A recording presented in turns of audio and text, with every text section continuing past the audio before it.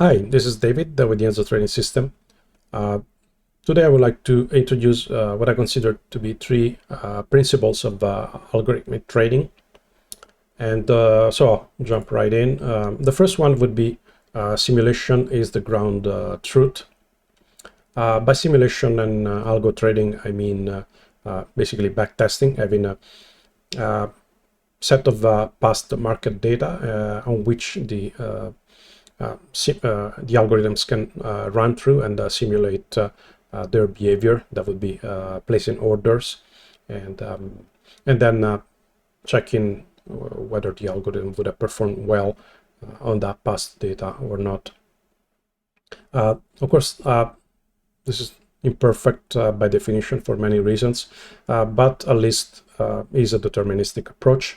I think determinism is essential. It's really the absolute level is what allows us to make an objective assessment about things. One could make the wrong objective assessment if looking at the perhaps the data that is not quite relevant, but nevertheless it's better to make a wrong assessment about something objective than not having something objective at all. Objectivity allows to use a set of rules and go back in time and perhaps modify the rules and try again. And it's really very much, in a sense, the closest thing that we have to a time machine. Of course, you can't really go back in time, but what you can do, you can simulate in a closed environment, a closed simulated environment. You can simulate going back in time and taking different choices, making different choices and see how the outcome would have been. And hopefully, those choices are based upon a set of rules that are dynamic enough that they will continue to work for the foreseeable future, and that would be what really gives you some predictive powers and therefore the ability to make money on the markets. So I made a couple of videos related to this. They touch on a little bit on these topics. One would be manual versus algorithmic trading. This is an half-an-hour video. I think right at the beginning I start talking about the importance of simulating things, of having a simulation on which you can test your theories. And the other video is are markets random and unpredictable?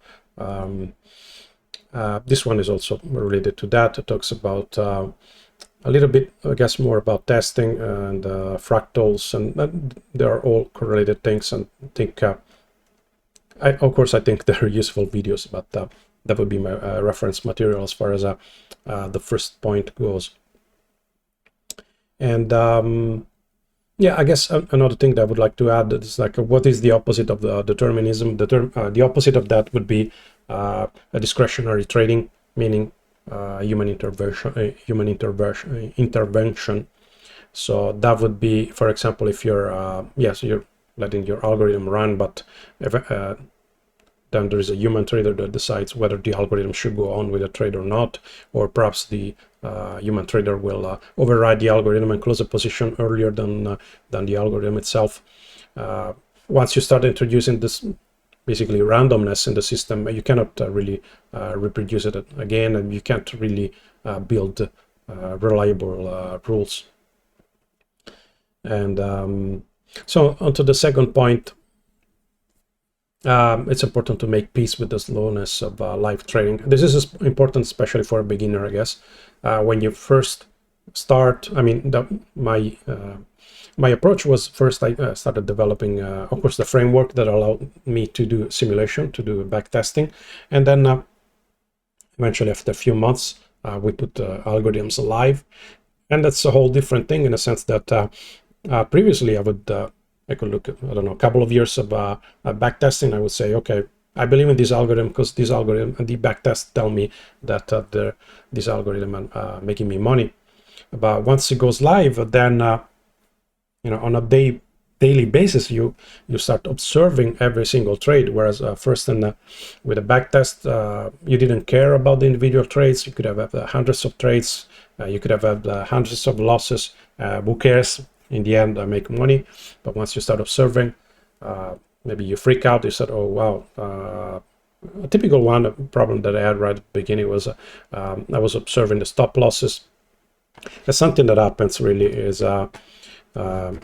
like you have a market like this, and then many times what will happen is like let's see if I can, you had like maybe a stop loss here, and then the market bounces back, and then you say, wow, I mean, stop losses really need to be reviewed, and maybe I should make it wider. So you make a wider stop loss, it would have done better in this specific case. But then if you go and look in the broader term, it's probably worse.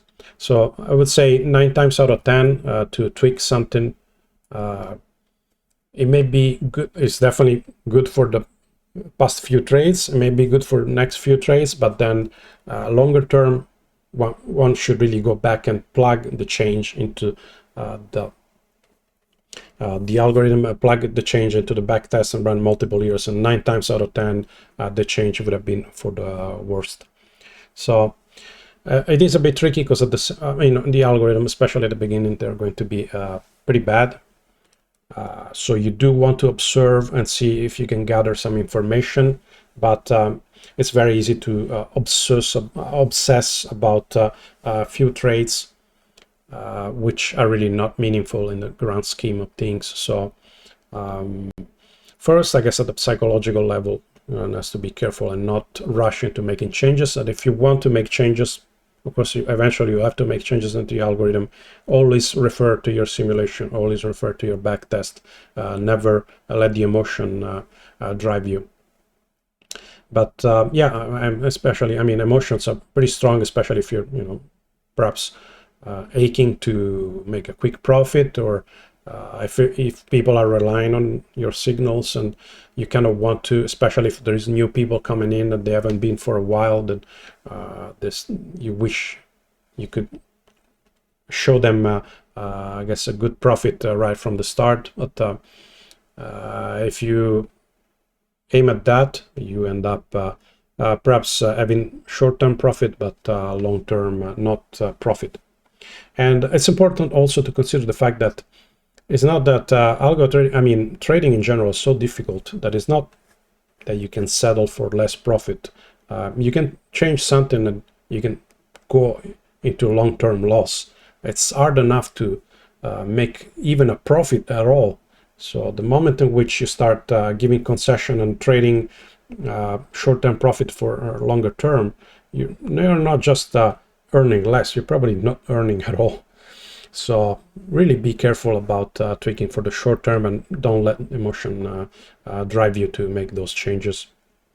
Be mindful of the psychological reaction that you will have to this, because there will be one for sure. And the third point and final point is to be cynical about backtesting. So up until now, I made a big deal about really relying on the simulation, really rely on the backtest, go back and test everything. But at the same time, the process of, the tool that you have, backtesting, the framework, the simulation framework, is also kind of a way to, it's something that you will use to optimize your algorithm.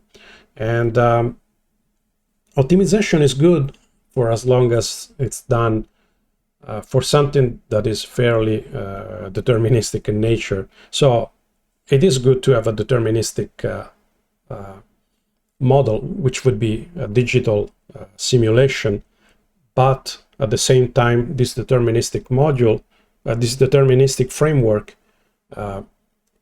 has to be good enough to, has to be built for a world that is not deterministic. And so what happens with optimization? I guess if I can make a parallel, let's say with game development, I come from that field, 3D engine, where you have a frame that you're rendering and you want to optimize, shave off that millisecond, and you go there, you optimize things, you tweak things, and now it's faster and now it's better. But what happens in video games in general, it's a very close system. It doesn't have to be very much future-proof, especially if it's not like multiple, especially if it's relying on assets that are not provided externally. You know, the game developer has their own assets. You have a fixed number of polygons, so you optimize for that number of polygons for that kind of textures, and you tweak and you improve, and it's better, and you want to ship that. With algo trading, it's quite different because you tweak and you improve for the past data, and it's correlated to the future data, but not quite as much as you wish it would be. So one has to be really mindful about backtesting. You know, it's both something that you really need, and it's also like a big liar, the process of backtesting. And it's easy to fall into the comfort of optimizing what you're really doing. You are overfitting, you are optimizing for past data. Another, I guess, broader parallel is that imagine like a student, like a very good student, pass all the tests. You can achieve that, but that person is not guaranteed to be something that will be successful once has to apply what is learned, whether that would be in the I guess in the world of work, or perhaps if one has to go into academia, has to become a researcher. There is many cases in which one is a great student. You can learn everything, you can learn the rules, and it does take intelligence to do that, but you want to have a student actually that translates into somebody that's able, adaptive, is dynamic, that is able to take the principle of what has learned and apply them to actually adapt to whatever is coming. And this is, I mean, this is also very much discussion to be done with the AI, because there is a sense that AI somewhat is so evolved, and you can rely on that, especially, I guess, deep learning neural networks. Neural networks are really just a process of optimization of a matrix of weights, and that's it. You can make it more or less robust, more or less fitting a certain set of data, but there's still the underlying key issue that you're building. You very easily can end up optimizing for past data, and it doesn't translate into the future data. And that's really when the human component comes up. You really have to build something. You have to understand what it is that you're doing, the algorithm, what are the rules, and is it something that is tied to a set of data, or is it something that is reactive, and so yes, it's more likely to have a prosperous future into the world, into the live market, and whatever market set of market data it hasn't been run on yet. And so it's very easy to fall into the black box approach, where you perhaps hear from a technique, and I'll use Fourier transform, I use wavelets because it sounds good, and in theory it would really help me, but in practice, if you don't know what's really doing, it's probably overfitting. And the more rules you put into an algorithm, the more you're overfitting. So you really have to be cynical about backtesting, and the best way to make a system, a framework on which you can rely upon, is first of all have as much historical data as possible for that given market, and then secondarily, of course, also rely on values, on the evaluation of the tests that are more statistical in nature, and that cover up that are able to extrapolate more fundamental underlying properties of the algorithm. Simple example would be you could evaluate simply by looking at the final profit, or you could use, for example, a Sharpe ratio. A Sharpe ratio is somewhat more clever, because it also gives you a relationship between your profit and the volatility of your profit. So if your profit is more stable across time, then it's more likely that you have something that works well in general, and is not an outcome that is just out of a couple of lucky trades. But that's only the beginning. Then there's a lot of how to do reliable backtesting. It's a whole thing on its own, and it also requires a human judgment on what's good backtesting. But yeah, that was my third point. And so to recap, simulation is ground truth. Do rely on, try to be as objective as possible, and that means determinism, and that means rely on simulation based on hard rules, not on human intervention. Make peace with the slowness of live trading. So you really have to build a simulation and believe in the simulation, and don't go crazy on, especially at the beginning, on don't overreact to losses that you will start seeing on live trading, and you'll have to go through the pain of seeing days and weeks and months of losses and still somewhat believe in the system.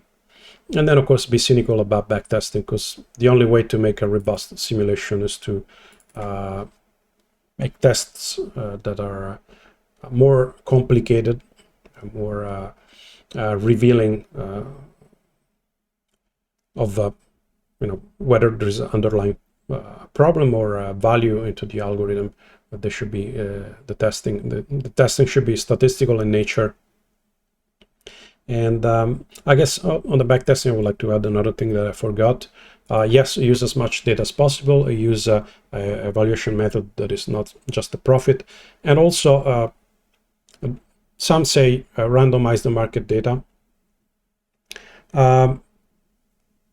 Yes, but how do you randomize the market data? That's the whole different thing. Which level? Randomization, you can't purely randomize market data. You have to modify existing market data.